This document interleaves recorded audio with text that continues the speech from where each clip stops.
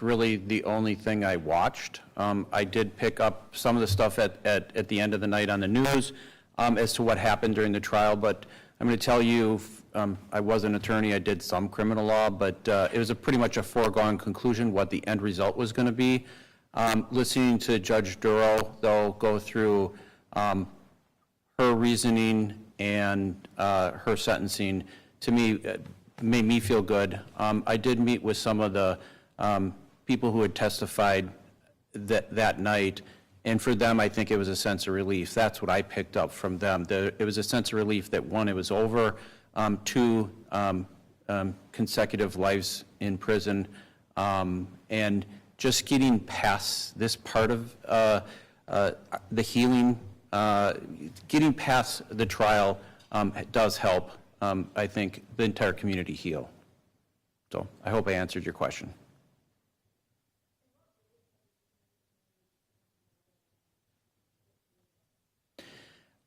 So many different ways. The city has done like events and things like that, but it's much, much more than that.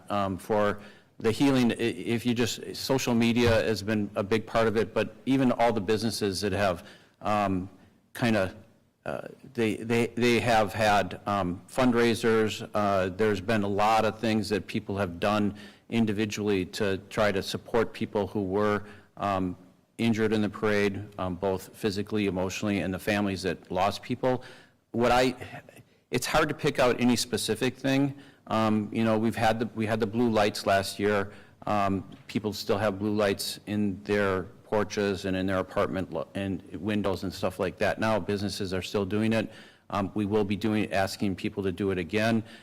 That was a symbol of unity in the community, but there was actually just thousands of things that were done by individuals. I kind of see that we have thousands upon thousands of heroes who have been helping the community heal.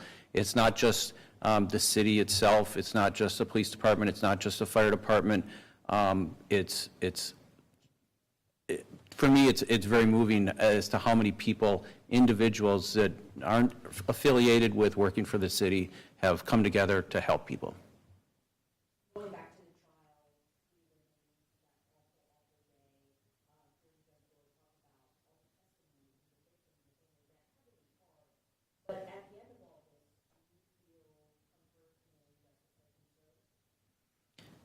Yes, obviously, like I said, you know, the conclusion of what the sentence would be to me was pretty much foregone. I fully expected that it would be consecutive life sentences.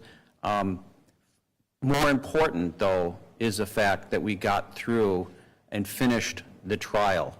I do need to add that kudos to Waukesha County, the court system, the judge, for having this, the trial conclude within what is actually a very quick time period. They followed all the procedures correctly, but having a multiple murder trial conclude in less than a year from the date of the incident is impressive. I think that helps our community heal, because what I do see is, with the trial being over, people can focus on healing and not, you know, whether justice is or is not going to be served. Justice was served.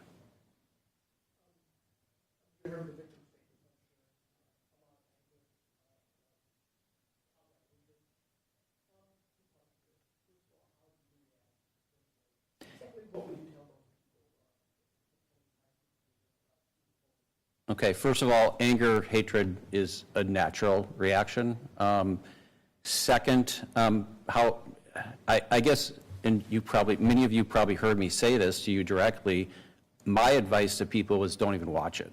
Don't watch the trial. It's not going to help you. And for me, it didn't help me watch it. It made me very angry to see what happened.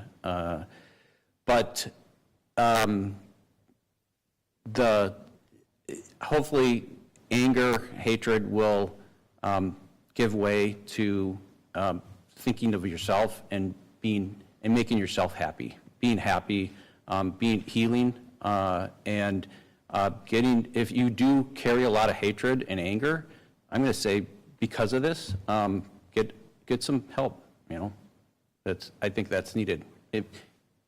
People are always embarrassed to get any type of therapy or anything like that. I shouldn't say everyone is. A lot of people are, but if you're carrying a lot of hatred, then go see someone.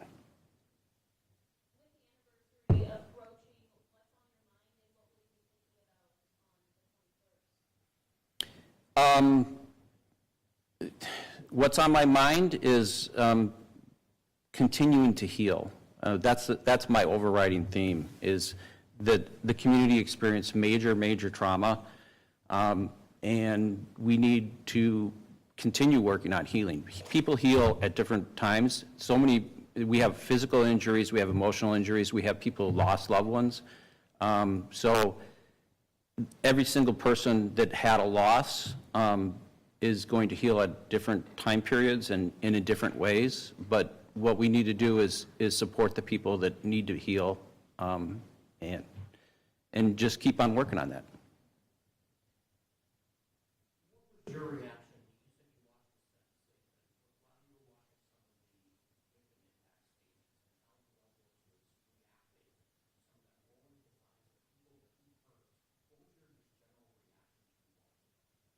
Well, I guess I have to say I wasn't watching it.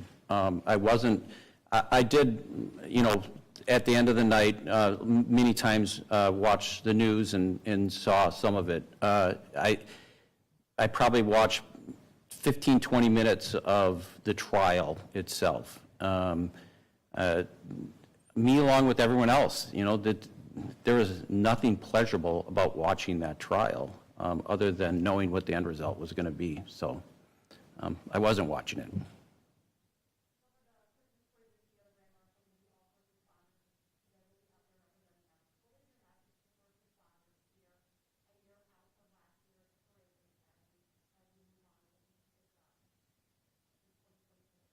Well, thanks. Thanks to our first responders. And it's not just limited to the City of Waukesha Police and Fire first responders. First responders includes, doctors and nurses that jumped in to help people right away. It includes myriad, in fact, I'm pretty sure both the police and fire can tell you how many other, approximate number of how many other departments jumped in and helped in this situation. What I'm going to say is thank you to all of those people that provided immediate help, and then that was a long night for our hospitals, long night, long morning. It was a long night for many police officers. It was a long night for many firefighters, paramedics, not just the city, but many others. And they also experienced the horror themselves. So. Want to double back with the mayor? Everybody gets one more with the mayor? One more with the mayor?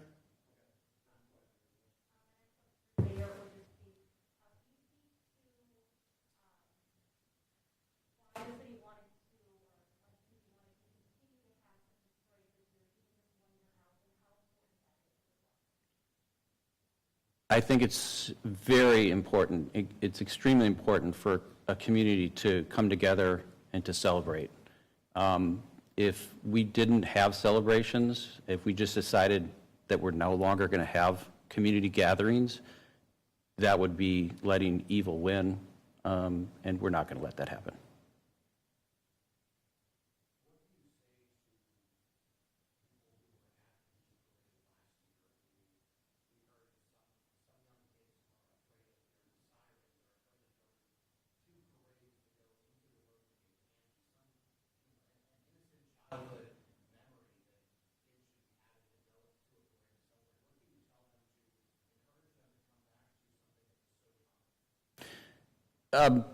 Thank you for that question, because it is something that we definitely have thought about, and a big part of our Night of Lights is the lights are not on Main Street, they're on the Riverwalk, and so it will be something that kids and adults can come downtown. They don't have to be on Main Street if Main Street triggers them. And it will be beautiful, and I think, truly expect there to be many, many people that will come down and view our Night of Lights, and I think it'll be healing. One of the things that I have heard, however, is like trick-or-treating. The businesses downtown have trick-or-treating, and a lot of kids were willing to go down if they knew they were getting candy, which was nice, because it was something where, okay, I think once you face it and you end up being downtown, and it's very understandable that they don't want to be down there, but once they are down there, then it helps them conquer their fears.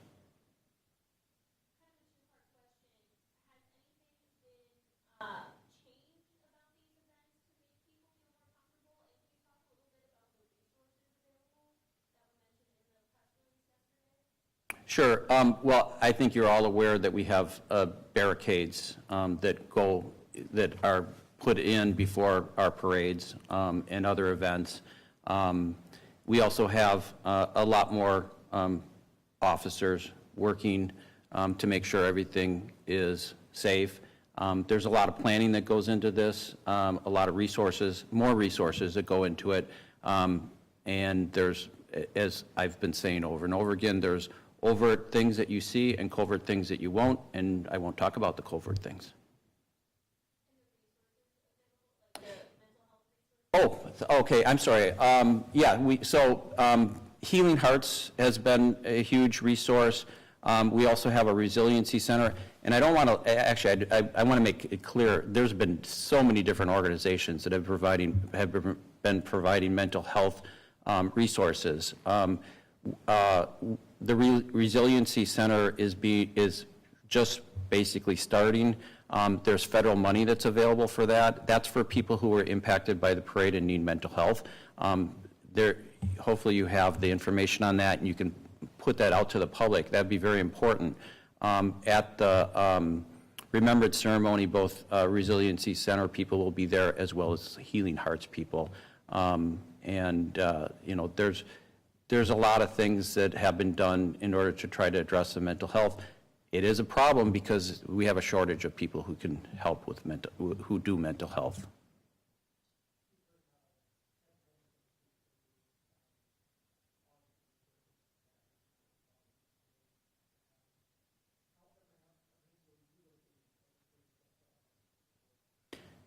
I'm going to tell you, I'm not apprehensive. I'm probably one of the lucky ones. I finished, I was in the parade last year. I finished, and my house is right near the end of the parade, and I went home. I was home for a little bit of time and got a phone call. I did not see, I was not a witness to what happened, other than hearing people, and which you can still get trauma from that too, but I know that we're doing everything we can to make this safe. And I'm going to tell you that I'm not going to be apprehensive to be walking in the parade. It would be the same as anything that, you do, or I would do, another mayor would do in entering a parade or being out in public.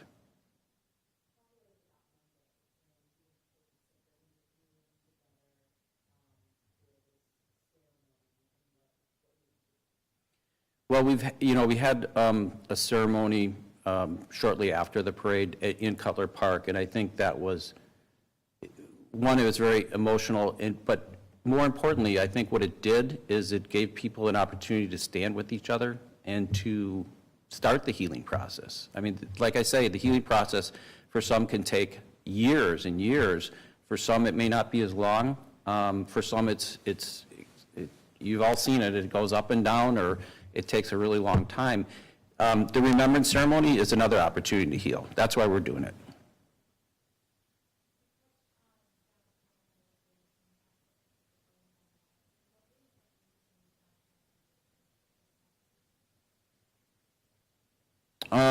Well, I'm going to say that's difficult too. Yeah, the question is, I understand exactly what you're saying. The problem is that we also had COVID right before that.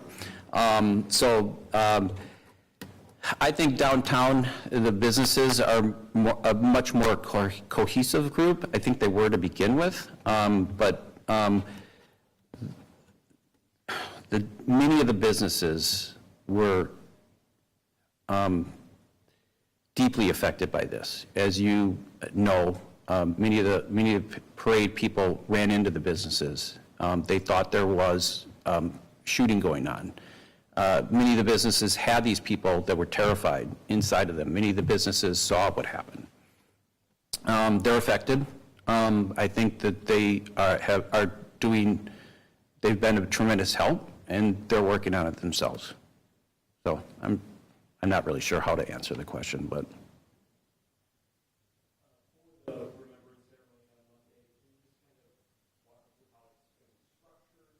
Also,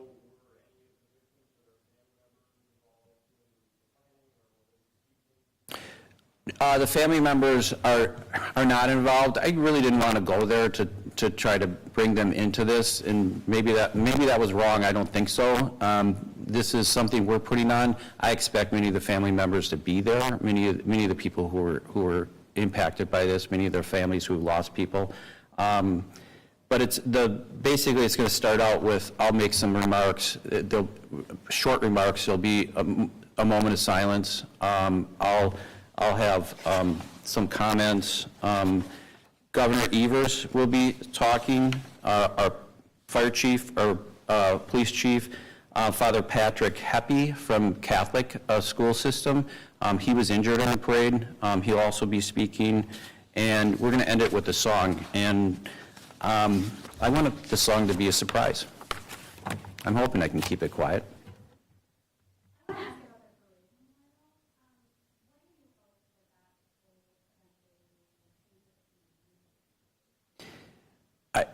I think you have seen how deeply impacted the community was, how deeply impacted individuals have been in this. This parade memorial is going to be something, 10 years from now. Oak Creek's a good example.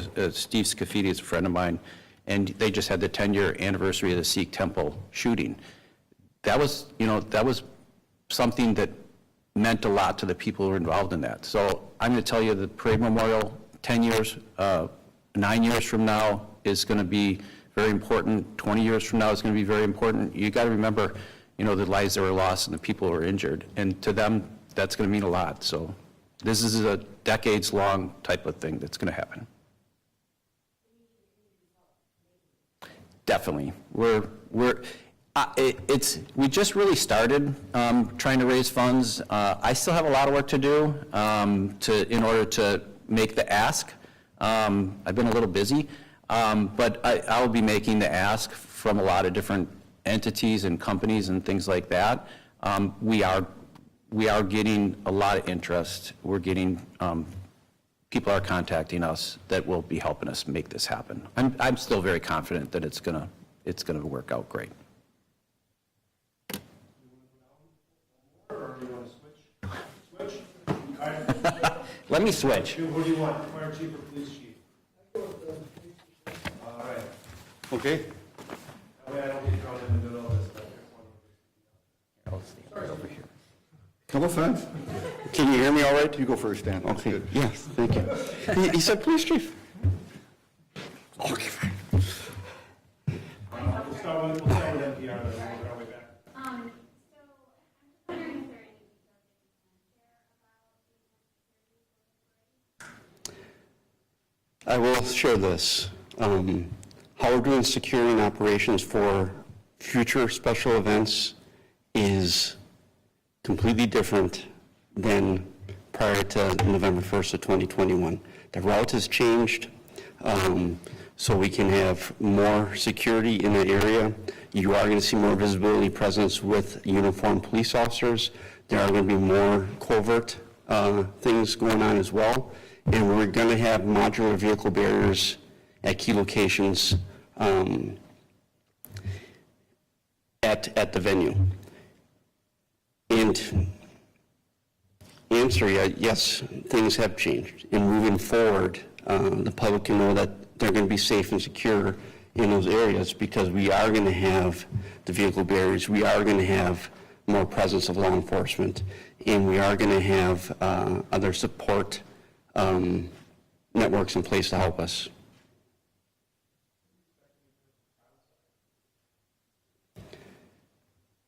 That's a good question. I think we're going to have a very good presence at the parade. And I'm going to say this, preempt some of these questions again, is there was a question made to the mayor about feeling apprehension for the parade. Memorial Day parade, I got to be honest with you, I felt a little apprehension. But when I saw that crowd giving standing ovations to not me, the Waukesha Police Department, was incredible. So this public that we have, the community that we have, I feel very good about our partnership. I feel very good about keeping the community safe, and us, that Christmas parade being a positive memorial event moving forward. And that's going to be important for us, right, moving forward.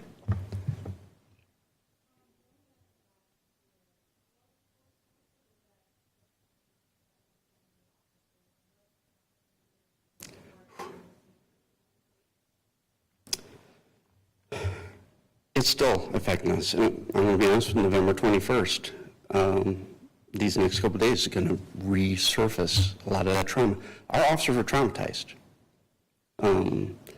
I spent 29 years in the city of Milwaukee prior, loved every minute serving that community, been involved in some major incidents, worked major homicide cases as at the Sikh Temple, at Mayor Court. This experience that we were involved in with the Waukesha police officers and the 189 other officers that responded in the fire department and all the other off-duty and other people that responded, it was a war zone. And we are getting through November 21st. Having this positive parade December 24th is a positive move in healing, in showing that resiliency. In that worst day, I saw the best in our community. I saw the best in our first responders. But even with that comes a cost, and it's pain and trauma. So we have a resiliency center that we're working on opening. We have continued grief counselors come into the department, engage with our personnel. And here's what's I'm really excited about is, in this profession, we are not good at being vulnerable. Our officers are opening up more. They're actually engaging with counselors more, which is a positive. That's a win, right? We have to have those conversations, and we got to be able to say it's okay to hurt. It's okay not to feel right? And we have to be able to go to identify who our support networks are, our support systems, and go to them. And if we don't have them, then not be afraid to go and get, that's what I'm looking for, professional help. That's all important. And I preach this stuff, and I remember going to a conference back in, it was after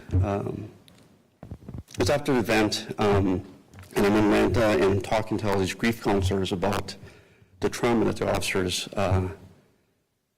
experienced during that event. And we get done, and these grief counselors are saying, hey, you guys are doing all these things for your personnel. What are you doing for yourself? I'm like, holy smokes, right? That was good for me because I realized, too, that this did impact me. It did traumatize myself. But I will say this, God intended me to be there that day with this community and with this police department. And like I said, in the worst, I saw the best.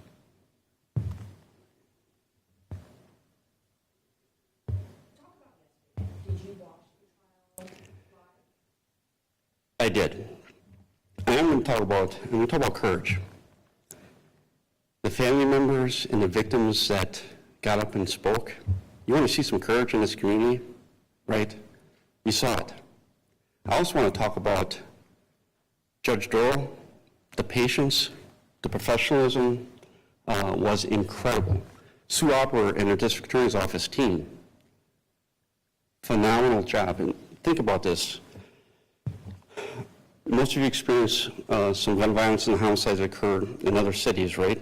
And a lot of times it's unheard of to have a homicide trial or mass casualty event within 51 weeks of that event.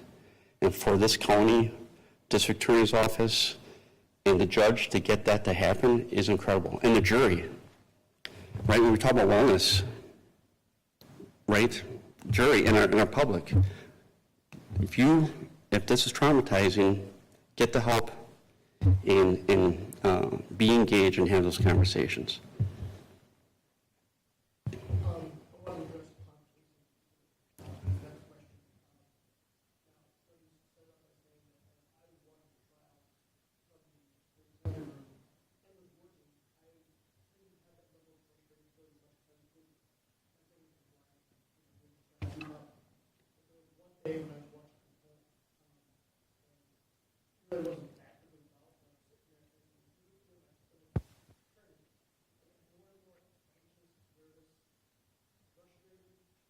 Watching this unfold.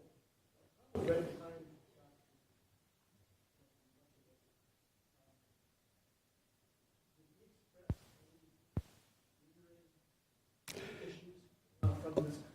I'll answer that, but I'm also going to say something else about Detective Tom Casey. I worked at the homicide unit, and we were recognized nationally for having the highest homicide clearance rate in the nation. So what I'm saying is I worked with some phenomenal detectives. But Tom Casey, he's a one in a million. I mean, how he led this investigation and then every day being engaged in a trial, and the professionalism, dedication, and representing the Waukesha Police Department and being a partner, engaged partner in the community, I can't say enough about Detective Casey. Not once did he ever show any signs of not wanting to be engaged, not wanting to be at the trial, and seeing this through and making sure that justice was served. I think a lot of officers and detectives in the department took the stand, had to face Darrell Brooks at some points, and a lot of the more impactful statements came from them. I guess, what did you take from seeing them have to face him, and how, can you talk, is that unique for you guys to have the questions? It's not unique, but in the same instance is the professionalism and how well each of our officers did representing the city of Waukesha and Waukesha Police Department, and putting 31 years of law enforcement experience, second to none. They did a phenomenal job. Phenomenal job. And they come back, and you could see the exhaustion on their face. You could see it. But they will not change anything for the outcome that we got. What do you say to your officers who go to stand and to face the case of and questioning them on pretty much everything, whether that was your officers who interviewed him in the hospital and the police department that he was arrested, and then we're back on the stand, being questioned by him kind of in that role. How do you handle that, kind of what you said after? What do you say? So let's go all the way back to the night of the parade attack. That night, we're all settling in at a roll call room, and there's grief counselors in the room, and the grief counselors are talking to all these officers that just left the scene. And I want to answer your question because what I told them there, and I told them again today, is I loved each and every one of them, and where they were at that moment is where God intended them to be. And when they testified, God is with them. That's exactly what I tell them.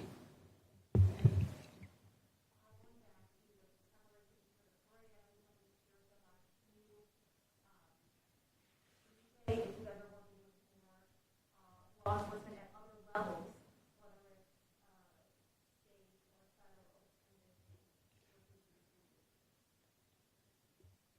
federal. I apologize. Could you kind of repeat that question for me? Yeah, are you for the parade this year at the fair? Yes. Are you basically working with law enforcement at the state and federal level? Oh, yes. This year, and is that different than previous years?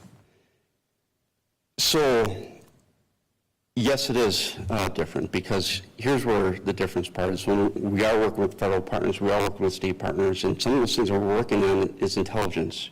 We're working on, is there any credible threats? And if there is, make sure we build a response for it. When it comes to the actual security of the event, Waukesha Police Department is handling that part of it. But they are there to support us if needed.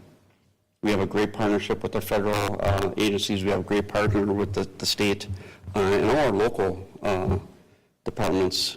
Just excellent relationship.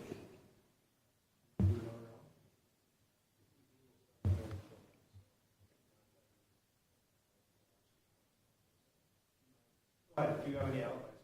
Do we want to go, everybody? All right, then, go ahead. And Mary, we'll go back to Mary Jo. Chief, if you want the people representing first responders as Grand Marshal, this parade, being one yourself representing so can you tell a little bit about what that means to you personally in this moment in time?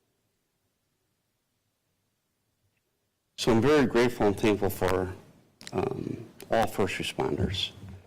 And I'm humble in being one, well, I use law enforcement. There's over 900,000 law enforcement officers in the country, and to represent law enforcement in that setting, exemplifying this noble profession, and not being afraid to actually run into danger.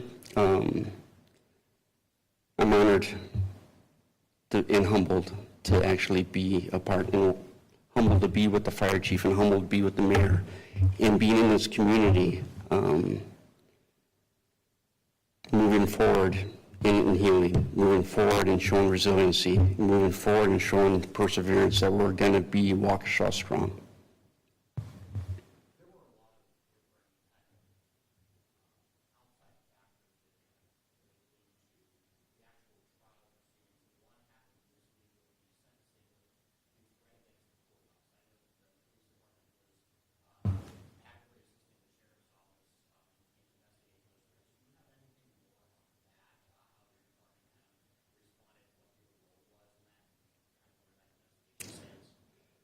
So we had a very limited role. The Sheriff's Department had a very good grasp on that investigation they were handling. We were there mainly for support. So I can't go into details as to what that investigation entailed because they were the lead on that.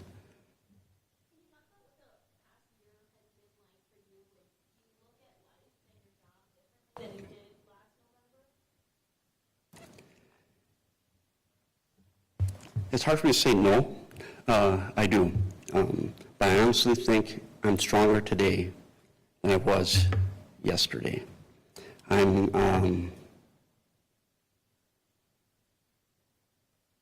with the personnel that we were with in this past year. I'd be lying if I said it wasn't stressful. I'd be lying if I said there wasn't days where certain things would impact me a little bit, but we always talk about taking that second. The first second is take a breath, don't react to the problem. Take that second, take a breath and respond to it. And like I said, through all this, getting through the trial, getting us celebrating together December 4th, that Christmas parade, those are great steps in moving forward, great steps in healing, great steps in showing other communities how they can be by coming together.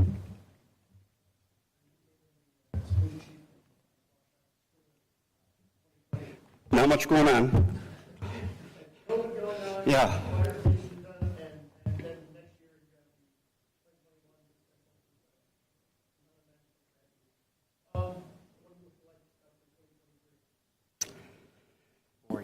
I would say I'd be so ecstatic. It was just very quiet. And boring would be great. The city's earned it. Our departments has earned it. But I will say this, we are prepared for whatever 23 brings us. Like I said, we are a stronger and better department today than we were yesterday. We are a better, stronger department today than we were on November 21st. That incident did not define us, it refined us. What message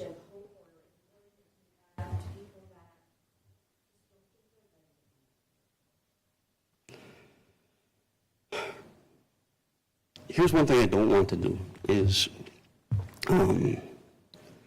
that's a hard question to answer because I want them to feel comfortable. But like I said, the Memorial Day Parade, walking through the Memorial Day Parade, there's actually victims that were there.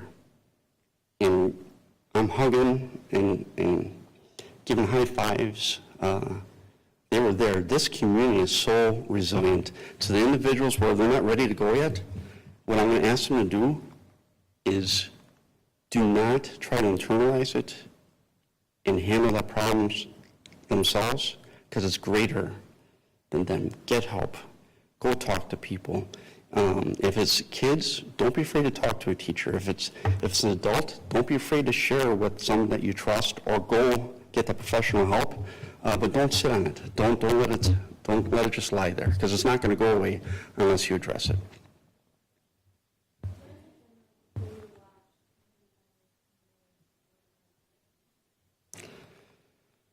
So one thing, and I'm going to answer this question. One thing we don't say in Waukesha Police Department is community policing. We talk about neighborhood engagement. What I see in this community is they are engaged partners with us, and I see it every day. I'll go to a restaurant in uniform and just seeing the community, just feeling comfortable talking. Actually, some fighting to pay for my food, I'll try to pay for it, and they'll say, hey, someone already paid for it. That's incredible, right? But with that, we have an obligation to even be more engaged with this community because they are so good with us.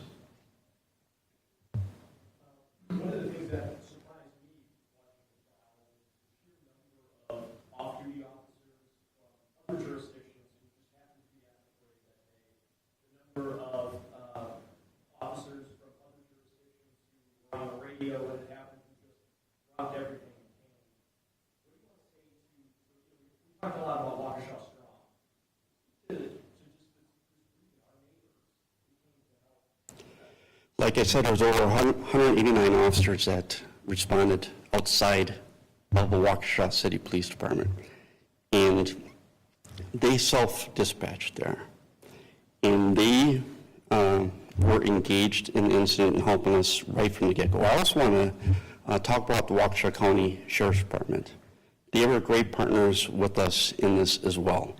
And this is one of those where it takes a village, and the village, the community, law enforcement community, fire department community, citizens all came together as one, and we worked through it together.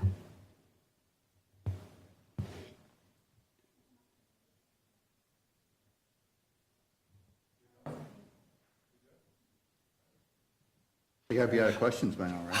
And, no, now there's a tough one. Yeah, probably. Yeah.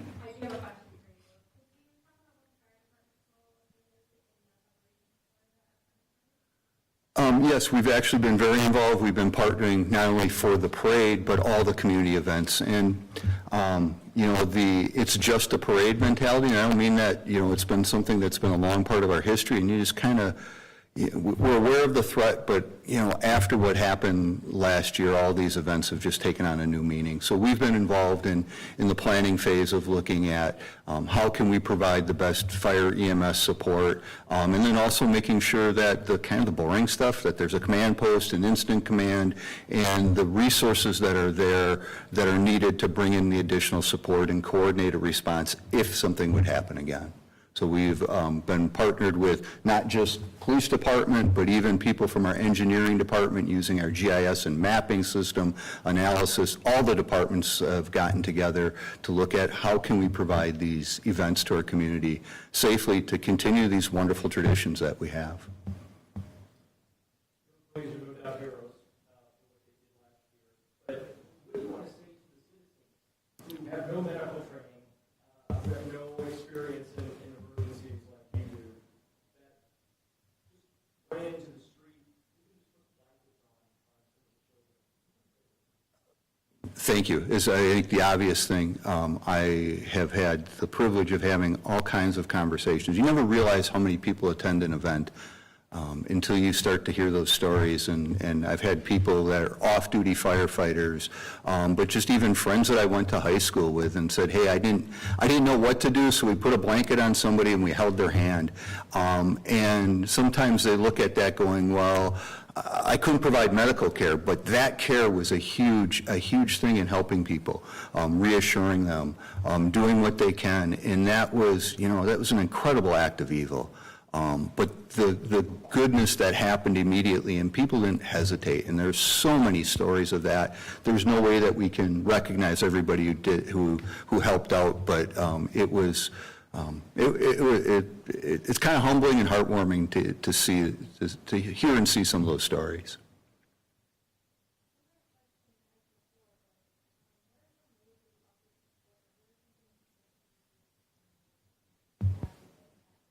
Well, after about 9 o'clock, roughly, after, I don't want to say things were under control, but we were starting to get a handle on what was happening. I called one of my counterparts, a good friend, who actually had called me earlier in the event, offering additional support, and just said, hey, what am I missing? I mean, I should be thinking of, he's gone through similar situations. And the advice he gave me, which I was very appreciative of, was don't forget your people. And I was able to sneak out of City Hall, leave somebody here in the Emergency Operations Center, and get to the fire stations and go to each station and talk to our people. And my message that night was very simple, and I think it's been consistent through, is that we have some tremendous men and women who serve this community and work very hard to provide great service to people, at times their own personal risk, and reminding them to also take that same time and that same effort to take care of themselves, and that we have to, we can't help others. We're not good to our families if we don't take care of ourselves. So I was able to at least get to every station, and a very short message, but at least have that, and then follow that up with all kinds of organizations that have provided us with support. The MAP program, which is a partnership with the unions, to different psychological services, all those things. So, but that was probably the best piece of advice I got that night.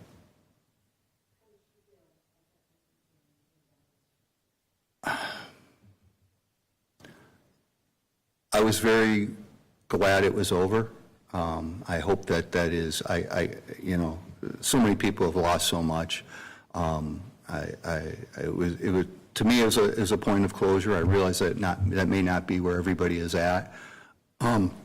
My hat goes out to all the people from law enforcement for the investigations, the judge, Sue Opera, the DA, everything that went into it. That's a very difficult case. And as the chief had alluded to, others have, the strength of the people who are witnesses, from the civilians to the sworn professionals to how everybody handled themselves. I think it represents the values of this community very well.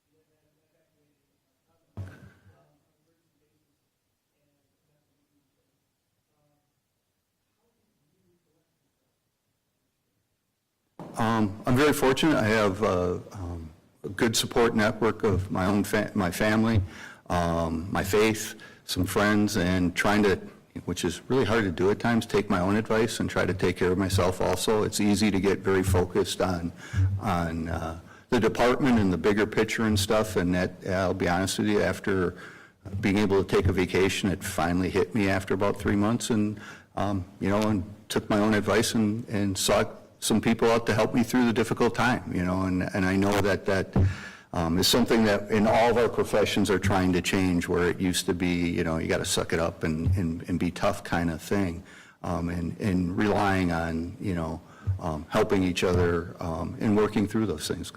So.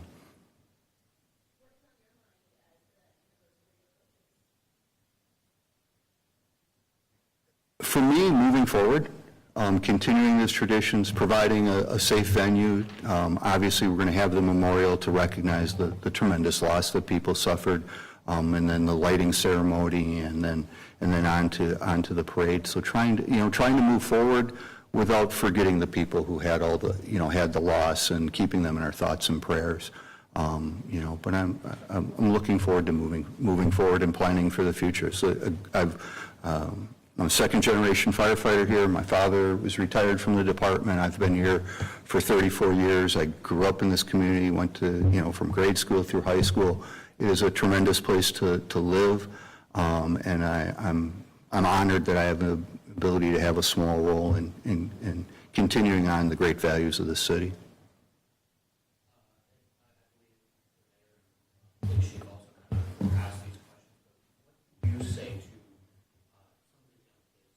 what happened? There was speaking for the last night, and she said, you know, I don't feel any better now than I said this happened. We kind of just expected it. I did after everything. Now I'm still have to be working on my own child and watch the friend and all this. How do you kind of approach young kids and look up to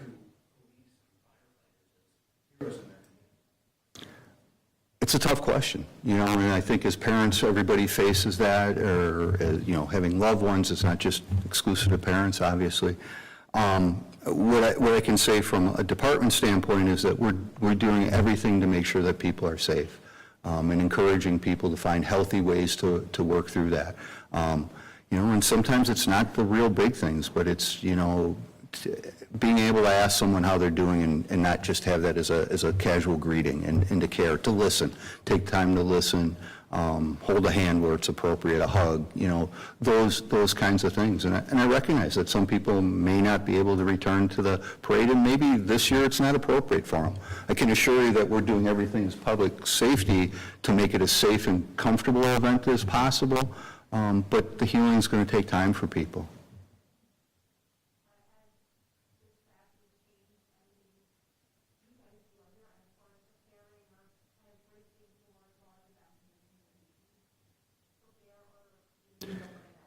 Yeah, we're like everything in life, we're struggling to find that balance because, you know, if you want to make everything safe, then we don't do anything, but we're certainly looking as a team of how we can make reasonable safety measures and still not take away from the enjoyment in the community and part of the fabric we are.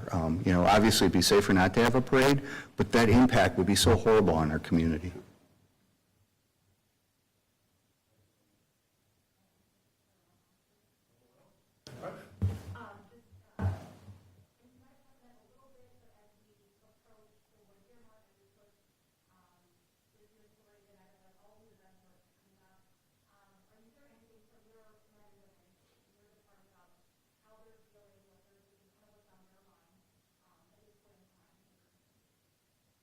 You know, like anything, it's affecting people differently, and I would, you know, if it say everything is fine is not true, but we have people who are there working through the process, but still serving the community, doing the good work that they do day in and day out, and we're trying our best to support each other, making sure no one slips through the cracks, but it you know, it's going to be tough for everyone, you know, but I am also very encouraged by the strength.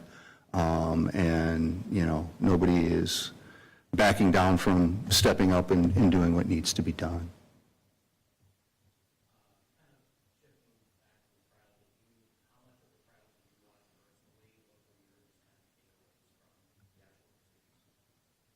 I would sporadically watch it. I would read the news every night, the summary. I, you know, watched the sentencing, the victim testimony, which was very touching, hard to listen to.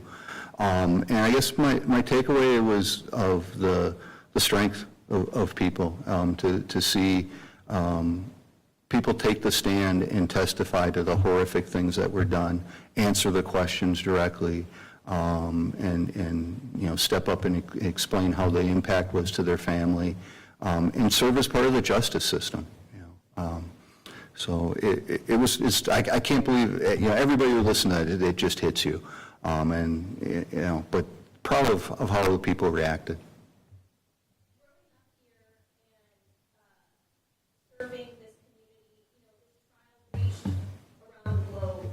What do you want people to know about Waukesha, especially as it heals and moves forward? I think the strength and quality of the people that are here.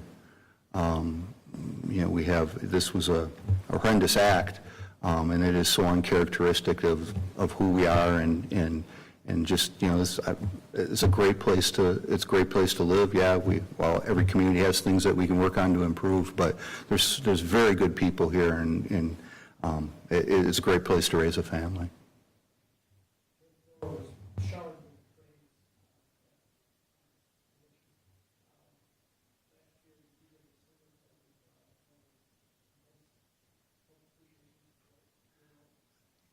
Yeah, and that's kind of embarrassing. I guess we had a lot of outreach. We just try to do our job, work hard at it.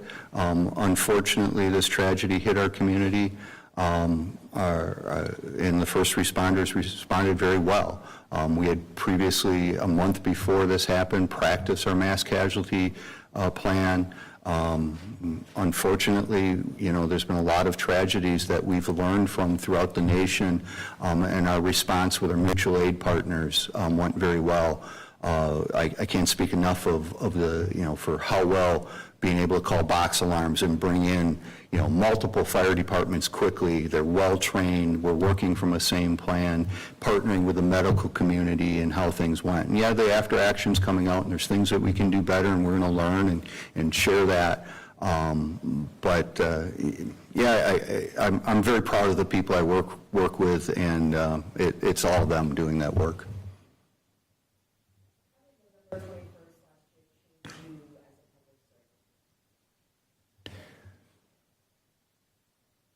I think it just put an emphasis on how important the role of what we do is. And I guess in some ways, not to sweat the small stuff as much, and make sure that we're there, and the human aspect of it, making sure that we're, taking care of each other and trying to do those little things. Some of the things I'm most proud of our firefighters for what they do isn't always it was a great tactical firefighter, it's those small things of, giving a person a hug when it's needed, or those types of things, and how important that is in life.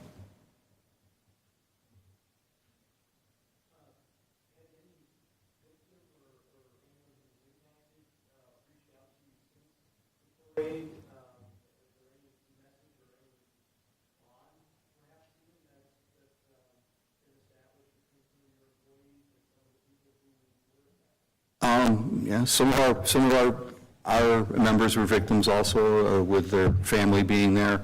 I can't point to one particular circumstance. I've talked to people in the community that were impacted, but I don't have a great example for you of one particular instance.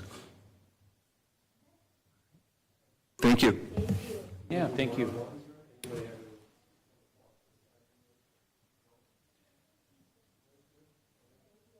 Yeah, thank you. Is there anything else you guys want to add? Yeah, you want to talk about the... Sure. Thank you.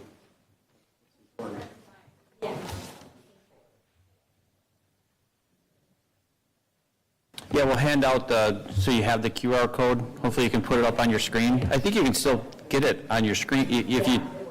Yep. So we have a commission that is working on a permanent parade memorial. We've picked a design where we started fundraising. There's going to be two different memorials. One's a smaller one on Main Street. You can see what it looks like on our website. It may even, I don't know if we have a picture of it here, but it's easy to find on our website what it looks like. That one will be done by next year, November 21st, 2023. And it'll be, I'm sure we'll have a ceremony at that point when we unveil it. The purpose is a permanent memorial to honor all the victims from the parade attack.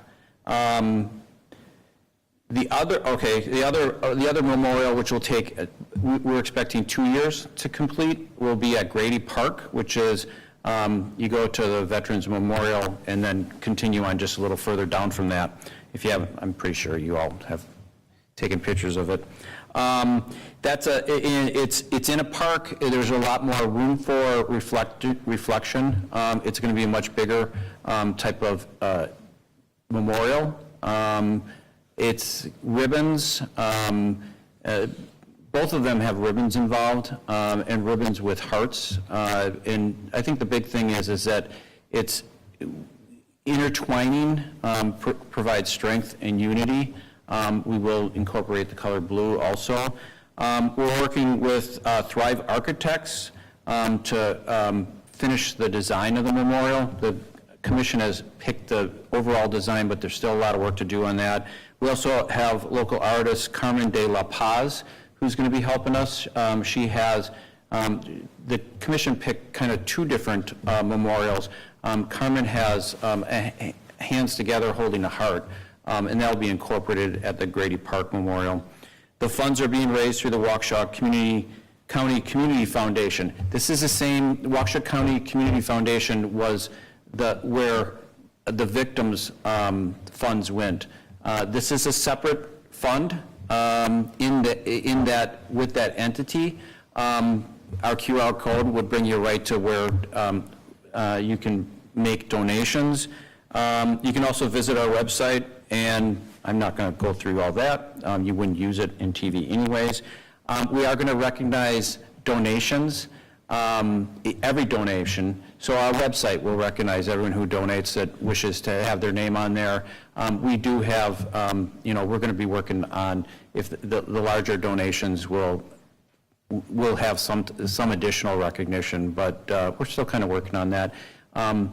It's a work in process, but as I said before, I'm confident that this will be constructed, and it will be an enormous benefit to the community. Like I say, 30 years from now, there's going to be people visiting it because, they lost their grandmother, they lost, a good friend, they lost a family member, and it will be something that will serve the community for forever.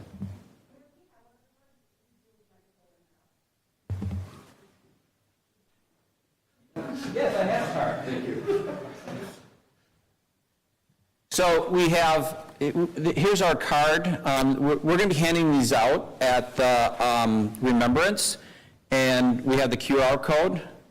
So I'm going to hold that so you all get a great picture of it, and hopefully it can be on every single news channel tonight. Anything else?